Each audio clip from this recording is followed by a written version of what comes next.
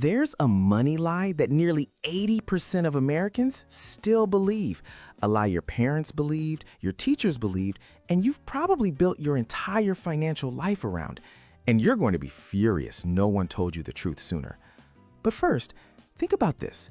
Why is it that two people can earn the exact same salary, work the exact same hours in the exact same city, and 30 years later, one retires comfortably in a paid-off home, while the other is checking their bank account before buying groceries? Same income, same opportunities, completely different outcomes. This isn't about luck or inheritance or intelligence.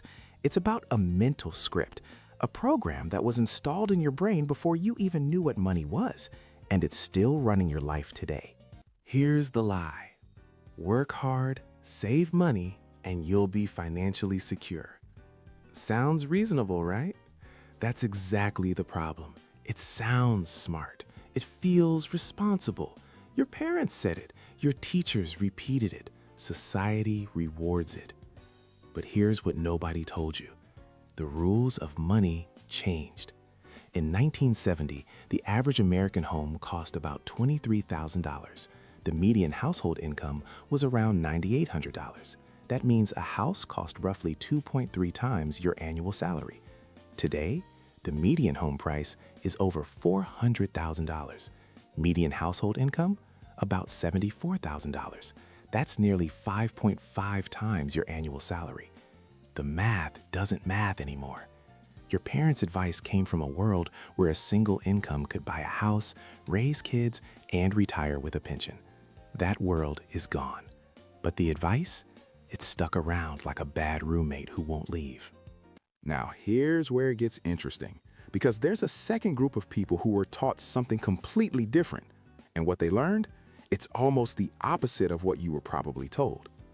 There's a concept that changed how I think about money forever. The idea is simple. Poor and middle-class people work for money. Wealthy people make money work for them. Let me break that down.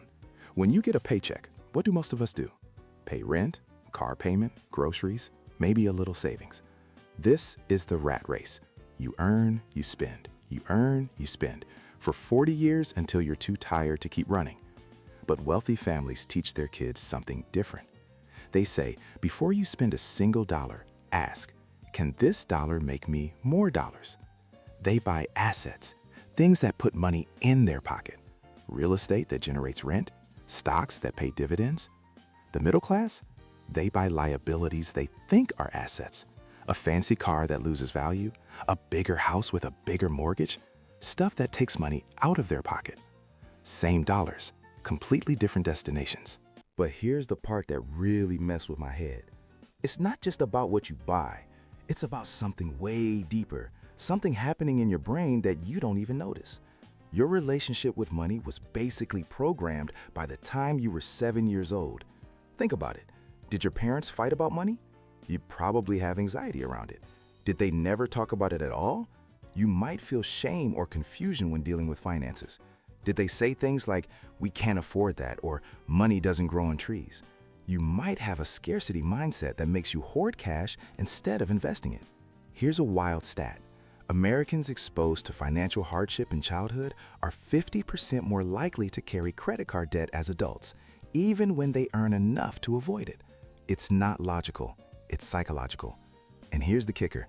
Your spending habits are less about math and more about emotion. A financial researcher studied thousands of people and found that how people feel about money matters more than what they know about money. You can understand compound interest perfectly and still blow your paycheck on things you don't need, because spending triggers dopamine and your brain wants that hit now, not in 30 years when you retire. This is why budgeting apps fail for most people. They're solving a math problem when it's actually an emotional problem. So what's the solution? How do you actually rewire your brain and break free from the money script that's been running your life? 3 shifts. That's all it takes. Shift number 1. Change your identity before your income. Stop saying, I'm bad with money. That's not a personality trait. It's a story you keep telling yourself. And your brain will always find evidence to prove your story right. Instead, say, I'm someone who builds wealth. Then ask yourself, what would that person do? Would they impulse buy that thing or invest that money instead? Shift number 2, automate your wealth. Don't rely on willpower. Willpower is a limited resource and it runs out by Tuesday. Set up automatic transfers the day you get paid. Money goes to investments before you ever see it. You can't spend what you don't have access to. Shift number 3, play the long game. The average millionaire in America doesn't drive a Lamborghini, they drive a Toyota. They live below their means for decades, not because they're cheap, but because they understand something most people don't. Wealth isn't about how much you make, it's about how much you keep and how long you let it grow. Compound interest is the most powerful force in finance, but it only works if you give it time. A 25-year-old who invests $300 a month will have over $1 million by retirement, assuming average market returns. A 35-year-old investing the same amount? About $400,000. Same money, same effort. 10 years of waiting cost him $600,000. Time is your greatest asset. Stop wasting it. Nobody is coming to save your financial future. Not the government, not your employer, and definitely not some lottery ticket. That responsibility, it's on you. But here's the secret. The piece of the puzzle most people never, ever figure out. The game was rigged by bad advice, not by bad luck. All those things you were told about money growing up, they were the problem. And the powerful part is, you can rewrite that entire script. If this just flipped a switch in your head, if it changed how you think about money, drop a comment. Tell me, what's the one money lie you were taught? I read every single one. And if you're serious about building wealth, hit subscribe, because this is just the beginning.